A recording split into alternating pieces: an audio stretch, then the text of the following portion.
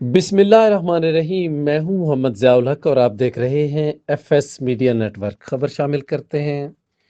اٹک کے نواحی علاقہ چورہ شریف کے سید علی عباس حسینی جو گزشتہ روز اس دنیا فانی کو چھوڑ کر خالق حقیقی سے جا ملے تھے، ان کی یاد میں عظیم الشان محفل اور ان کے 40ویں شریف کا ختم 2 تاریخ بروز اتوار چورہ شریف میں ادا کیا جائے گا۔